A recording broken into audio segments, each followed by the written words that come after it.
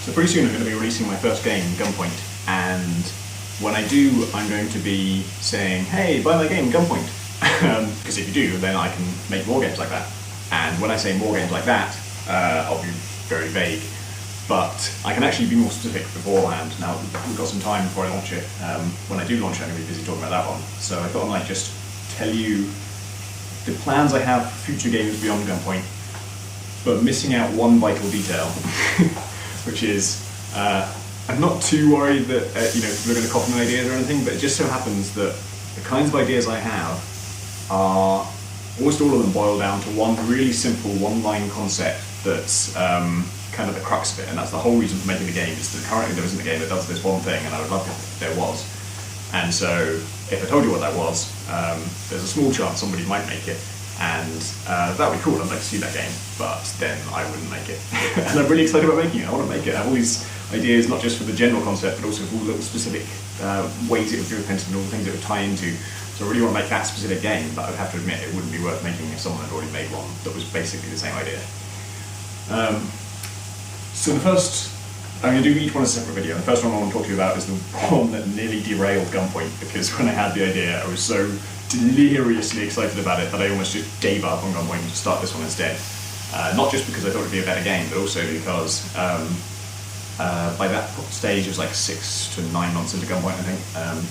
I'd learned so much about how to make games that I realised certain types of games are much easier to make. They just fit more naturally with the way programming works and how computers think, and kind of what turns out to be easy and what turns out to be hard at making games. And this one is a strategy game. And it's based kind of on a bit on Supreme Commander and a bit on Dawn of War Dark Crusade. I don't know those two games to be for this to be aimed at you. But it would be, I basically want to rip out a lot of the things that I don't particularly care about in strategy games, and in order to make room for some complexity that I won't tell you about, because the central idea of it is something to do with how you make units, and it would make the game more complicated than most RTSs, but my idea is that would be pretty much the only really complicated thing, and everything else would be much more stripped down and focused on just basically focus on that one element. What I mean by that is stuff like micromanagement. So StarCraft 2 is a game where micromanagement is not only necessary to play, but it's also like intentionally a big part of the skill curve in that game. Like the difference between a great player and a decent player is how quickly they can press all the keys. And Blizzard intentionally make doing basic actions more of a hassle than it needs to be in order to increase their skill differential. So there's a unit called the Queen for the Zerg, which can increase your rate of production by casting a spell on your base, and you always want that to happen every single time. As soon as you have a queen that has that much energy to do that thing, you always want it to happen. But they make it, there's no way to automate it. You have to manually click on each queen and tell them to do it at the exact time when they can do it. And that's on a clock that just goes on and on and on. And when you've got like 6 different bases, you have to have all of those clocks running internally in your head that all be at different times, like 6 different timings. Every like 30 seconds, each one needs redoing. And I don't like that. It's fine for that game and it works because there's a pro scene, and that's kind of why they've kept with that method. But I want to strip out all micromanagement completely. There'll be no special abilities on any units. I'm just going to turn this poker on.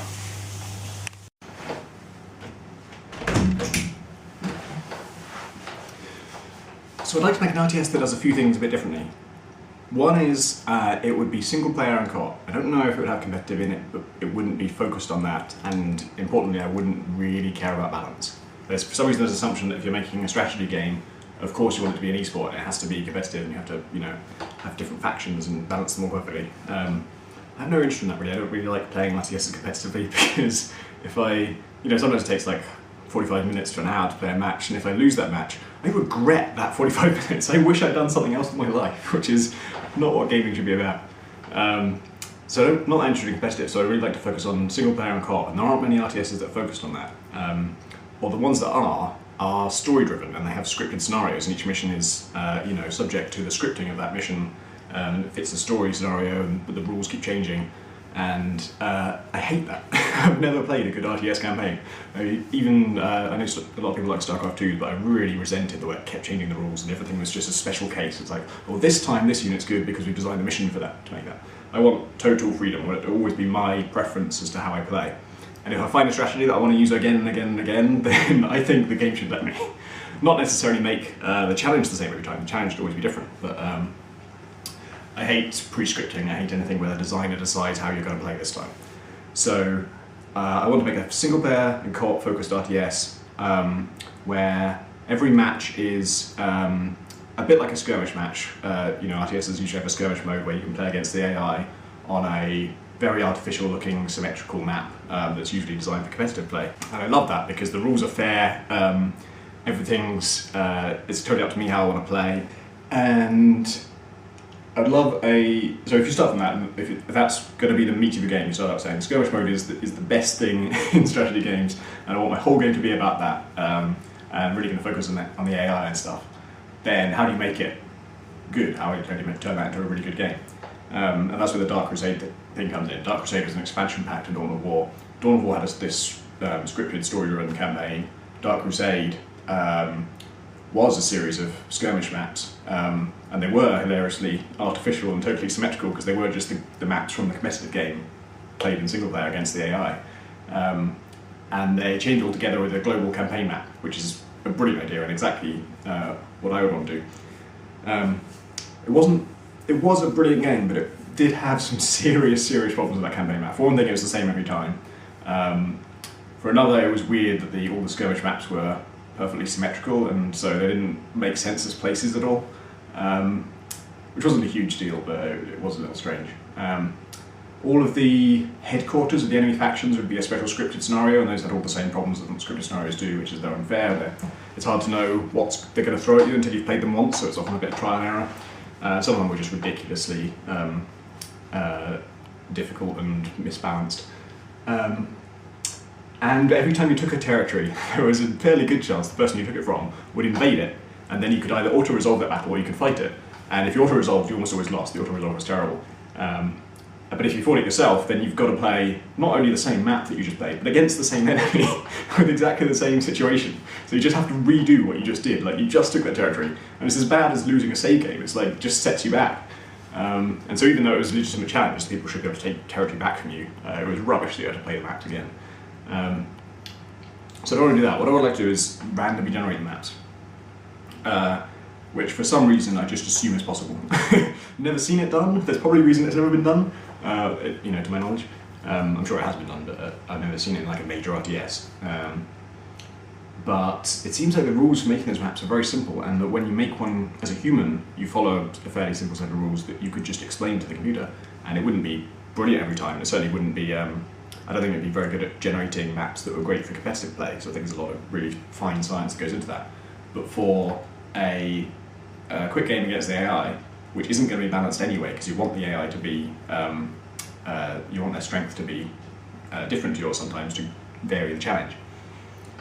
It would be fantastic just to have randomly generated maps, so every single map you play on is completely fresh. And then your global strategy map, where you're conquering these territories, can be as huge as you like, because you don't have to make the individual maps. It could be thousands of territories big. You could conquer a whole planet. And if you lose your campaign, you get bored of your campaign, or you win your campaign and you want to start a new one, the next campaign will be totally different, and you can go down a different path and develop your army and your commander in different ways without having to repeat any content, which is one of the problems of Dark Crusade. It had 11 races, which was brilliant. I think 13 in Soulstorm, which is crazy. Each with their own unique set of units, and each with their own commander. You could upgrade all these different equipment. But if you wanted to play as one of those, like more than one of those factions, then you'd be playing the same campaign through again, basically. You'd be starting from a different position, and you wouldn't have to fight your own race, but other than that, it would be the same. But random generation solves that. And persistent upgrades, like you have in Dark Crusade, I'd love to have something like that, where you're beefing up your army. I'm actually I'm being a bit vaguer than I could be here, because I actually have that system completely mapped out. Like, I'm sure it will evolve as I make this game, but I know exactly what I want to do with that system, but I don't want to tell you what it is. I guess I should tell you like the kind of theme and the context. It would be all robots. So, I mean tanks, basically automated tanks. I love that in Supreme Command. I don't really want to have a game about just killing thousands of people. I don't hate games that do that, and I'm happy to play games where I kill loads of people. In fact, I really like DEF CON, where you're playing a nuclear war and you're killing like 45 million people with each nuke. but you never see those people, and there's no kind of graphic violence. So I don't sort of fundamentally, reject games that have killing in them, but I'd never really want to force the player to just slaughter loads of people.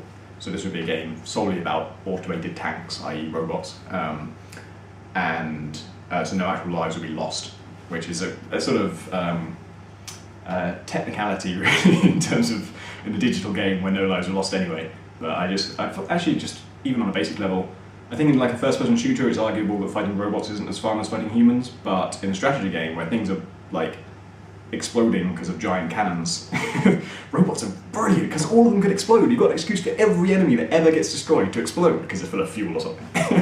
And so a good game of Supreme Commander, when you have like an army of 500 robots fighting an army of 500 robots, every single one of them will explode. And they all have different explosion effects and different explosion sounds, and depending on where you're looking in the battle, you have this totally different soundscape to everything blowing up, and it's just fantastic. Like I could just watch that happening and be happy.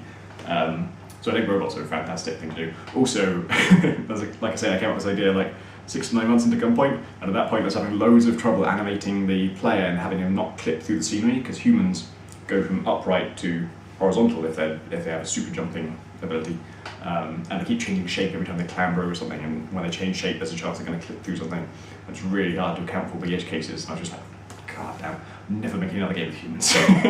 All robots from now on. In fact, maybe the units in this RTS will just be like perfect spheres or just exact cubes. Like Minecraft is really onto something. That must have been an easy game to do collision detection for. So that's, I know that's pretty vague, but that's because I have to leave out the main mechanic.